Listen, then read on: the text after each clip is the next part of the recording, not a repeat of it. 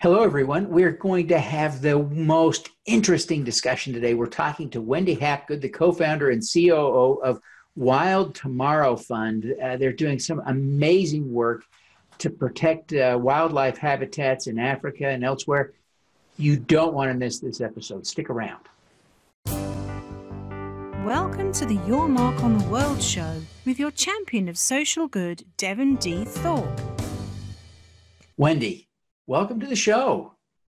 Hi, Devin. Thanks for having me. Well, we're thrilled to have you, and thank you so much for making time for us. It's great to be able to get the story of what you're doing.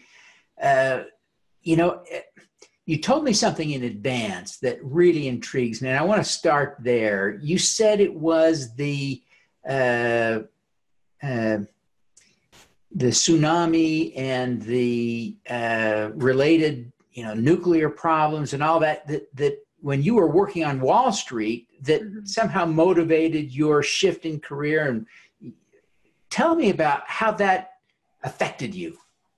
Sure. I was living in Tokyo at the time and working for Wall Street Bank when the earthquake hit. And I was on the trading floor, literally, when this huge earthquake hit, actually further north of Tokyo, but it had a devastating impact, firstly with a tsunami wave. But for me personally, what was even more devastating was the nuclear crisis. And it was quite scary to be in a place where you just didn't know what the danger was. And it really made me think about our impact on the planet as individuals, as consumers, because I thought about myself as someone, without thought, consuming electricity. And that electricity was 50% nuclear. And that without even a choice, in some ways, I was participating in this industry that then poisoned the earth. And a lot of people commented at the time of the disaster, well, it wasn't that bad, nobody died. And I really felt, because I was there on the ground and I experienced it personally, that they were missing a huge part of the environmental destruction and the poisoning of our earth.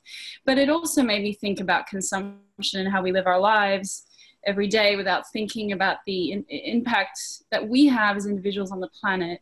So I knew from that point that I really wanted to do something to help. And I used to joke with friends that I felt like the only banker on Wall Street who wanted to quit and join Greenpeace. So it took me a while. It took me another 2 years after that disaster to have the courage to leave. They call Wall Street the golden handcuffs. You have a great income and a good career, and it's hard to leave. But I did really feel that we're living in an age where climate change and biodiversity loss is a huge crisis. And I definitely felt that I needed to personally help. And the only way I could help would be to leave and to educate myself on sustainability, the issues facing our planet, climate change. So I left Wall Street.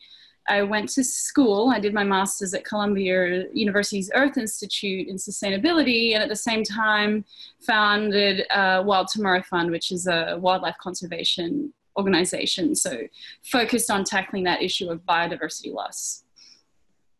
It's a powerful story about how you've had this dramatic change in what you're doing, and it's really inspiring. Tell us a little bit about Wild Tomorrow Fund and some of your early wins. Sure. We started in 2015, really driven after visiting South Africa, and especially the region that we focused on is Zululand, KwaZulu-Natal. And when you visit a government reserve there and hear some of the stories from behind the scenes, those rangers that they're dedicating their lives every day on essentially subsistence salaries. They're living very poor. They don't have TVs or cars or any of the luxuries that we have.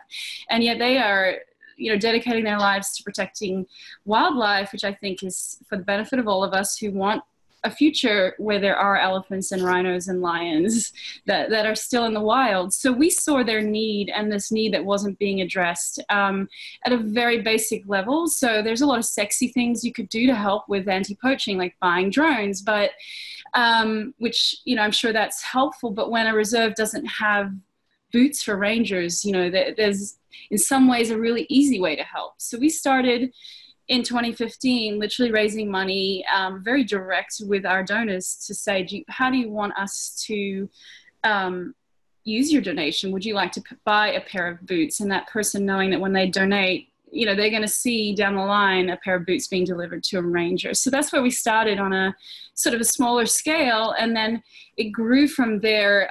You know, I think poaching is an absolutely urgent crisis when it comes to specifically rhinos in South Africa, where we work, and elephants across the continent of Africa. I'm sure people have heard the stats, but it's worth repeating because I think it's very shocking that for elephants this is a recent crisis that's happening today. In the last 7 years, 2007 to 2014 was the last census. You know, 30% of elephants were lost in Africa to poaching. That's 144,000 elephants killed in like the last 7 years, sort of on our watch. This is not a crisis from the past, it's a crisis of today. And then South Africa is home to 80% of the world's rhinos. And they've lost over 7,000 rhinos in the last 10 years. And like, if you put that in perspective, there's only around 20,000 white rhinos and 5,000 black rhinos left. So if you do the maths on that, if those poaching rates continued, we would not have rhinos in the wild. And we just saw the loss of Sudan, and the last male northern white rhino in Kenya. So I'm really passionate. I don't want to see that happen with rhinos. So poaching is an urgent crisis, but the other crisis I think is not as often spoken about, we're also working to tackle, which kind of came second because it was sort of very big to start with, is habitat loss. So I think we can save animals today, but if they don't have space in which to live and to expand and to be safe, then, you know, we have a really long-term issue, and that land is being lost to farming, development, deforestation. So what happened was we had a very urgent land issue where it sort of came across our guys on the ground in South Africa. There was a piece of land that was about to be literally turned into a pineapple farm. Now this piece of land is 1,235 acres. It was already home to hippo, zebra, you know, incredible biodiversity. It's in a biodiversity hotspot. So we felt very passionate and concerned, and that we really had to do something. So thanks to, you know, I think America is a very generous nation. We went out and spoke to people here in the city, you know, to get donors to participate in really a land acquisition project, like a grassroots land acquisition project. A lot of reserves or nature reserves in America that are privately sort of saved. It's one very rich individual who does it. You know, we've had people donate $20 to, you know, $100,000 to try to help save land as habitat in South Africa. So we're extremely proud of that. And I think being able to stand on that ground and see the biodiversity returning, or show our donors a video of giraffe jumping out to their new habitat is so rewarding. And I think for people to see the impact that they're having is so important, so they can continue to help with the cause.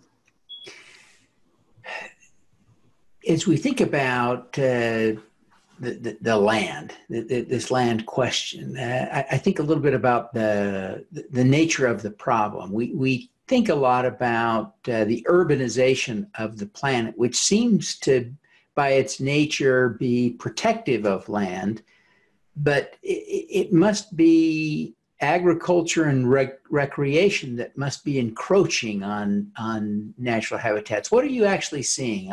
Help us understand the nature of the problem.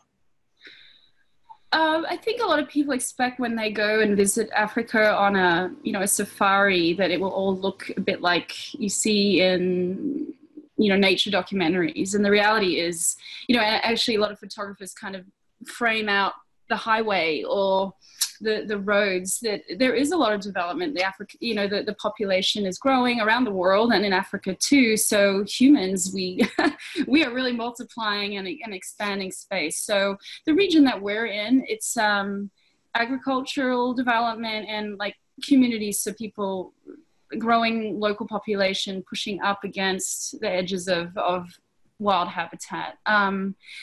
And I'm a huge fan of Dr. E.O. Wilson, who's a famous American biologist who coined the term biodiversity. And he's calling for half Earth. And some people think that that's quite extreme, but a number of countries or states have achieved it. That for us as a planetary community, or, you know, for us as humans on this planet, to say if we care and we want to save 80% of species on this planet, the math that the scientists do call for 50% of land to be saved. And it sounds a lot, but it's definitely achievable. So I think even if we don't quite get there, you know, we're so far away from it. So Yeah. it's an issue around the world. And one of the keys to solving this issue is the strategic acquisition of land and buying land that can connect existing wild patches together. So and that's what you did here, right? I don't know that you mentioned it, but your patch of ground that you protected wasn't just endangered in and of itself, but it connected to protected areas, right? That's right. It actually so we currently saved one piece, shall we say, and it's south of a river. The river is a border, and across that river is an incredible protected area. It's called Phinda Private Reserve. It's home to elephants, rhinos, black rhinos, critically endangered, and South Africa's most important breeding site for cheetah. So this is, as you said, it's not a piece of land kind of surrounded by development. It's a very important piece of land, and our hope for the future is essentially dropping fences to allow the wildlife to move in and out of that new habitat. And we're also involved in another project to buy an additional piece of land which would connect to the same reserve, but also connect to a World Heritage, UNESCO World Heritage site. So it's sort of the last chance. I feel that now is the time to protect land where possible, and specifically to connect land together. And it's not a one-to-one, it's like an exponential relationship where if you can connect those reserves together, you're expanding the carrying capacity of the wildlife across those two reserves. It's very important. There's some really amazing animals that you're working to protect that we're all familiar with, right? The lions and the rhinos and the elephants, but there are some others as well that are lesser known species that are also endangered that you're helping to protect. Tell us a little bit about some of those. Sure. We have local scientists on the ground in South Africa, and one is working with two unusual species that don't usually steal all the attention. So one is the spotted hyena. You know, I think the hyena is always the bad guy in, you know, cartoons and stories. So they have a bit of a bad rap, but they're actually a really fascinating animal. They're extremely intelligent. They're very much a social animal. So he's studying them, putting collars on to be able to track them and see how they move, because they move in and out of reserves or protected areas to understand. So in our region, their population is just, the survival rate of the pups is very low and the mothers. So he wants to understand where they're coming into conflict with people. Is it farming? Is it hunters? Or, you know, are they getting snared? Bushmeat poaching is an issue sort of around Africa. So to really understand what is their challenge, why are they not surviving, and then, you know, come up with solutions for them. The other, I love this telling this story because I'd never heard of it. It's a little antelope called a suni, S-U-N-I, and it's literally the size of a chihuahua. And I think it's incredibly cute. It lives in what's called a sand forest, which is very dense, so they get underneath. And it's actually, the sand forest habitat is South Africa's most endangered ecosystem. So we have that type of habitat on our land and in the region, and this antelope actually lives in the sand forest. And we're super excited because earlier this year with a camera trap survey, so putting remote cameras out, we discovered it was unexpected actually that the Suni antelope does live on the land that we saved. So that's pretty incredible. And the camera trap surveys also found a lot of leopards, which is stunning. So a lot more leopards using the land than we expected. And we never see them, but only on the camera. Wendy, what are you most proud of having accomplished so far? I think, there's a lot of moments. I think saving the land was really transformative because it was sort of much of a bigger project. We still support reserves and buy them supplies and equipment that they need. But saving land has such a long-term impact. It's kind of something that can't easily be undone, and protecting habitat has this immediate impact. And to see the biodiversity returning, or to actually reintroduce wildlife that haven't stepped foot there for 20 years, to repair those ecosystems, to me is so exciting to see. We're in the process of actually legally declaring the land to be an official nature reserve under South African law. So that will ensure that it's protected in perpetuity under the law. So it just feels very tangible, and it's something that can't easily be undone. So we're extremely proud of that and hope to continue. Well, fantastic. I'm sure you've learned a lot Mm-hmm. since, the tsunami and the earthquake. What's the most important lesson you've learned since then? I was very new to philanthropy. I, as you mentioned, came from Wall Street. And I think the most amazing thing is to learn how giving people are. And I think I'm genuinely passionate about this topic, and when people see that, I think they really respond to it and they want to help. So it's nice when you reach out and ask all kinds of people for help. As a company, you want to have a gift at your auction for your gala. So many people are very obliging, and so for me, the lesson was not to be afraid to ask. And I think being new in the philanthropy space, it feels awkward at first. You feel like you're asking someone to help you, but it's not about me. It's about the cause. It's about elephants and rhinos and lions and little antelopes that don't have a voice to ask for help. And I think there's so much help that they need that, I feel that was a lesson for me to learn personally, that I can ask without feeling guilty, or that I'm asking someone for money. You kind of have to ask to have an impact. Yeah. As you think about your experience back in the earthquake and tsunami in Japan, it would have been tempting, especially after a couple of years, to dismiss those feelings. Mm. Why do you think you stuck to your guns and made this radical life shift despite the obvious temptations not to? The golden handcuffs you talked about. Right. I think it was a feeling that had been growing even before the earthquake, that if you're someone who's driven to make a difference, or a purpose or mission driven, I think it's sort of inside of you. And I was fairly successful on Wall Street, but it didn't mean a lot to me personally. I worked in currency, so it was literally about money going back and forth, and that didn't have meaning to me. And so, and I think the more that you learn, or the more that you open your eyes, or that you learn about the fate of our planet, I think it's harder to look away. And I think those people who are very connected, and I think people connect, maybe they have a dog they love or a cat they love, and they connect to animals as an individual first, and then expand that compassion to the wild world.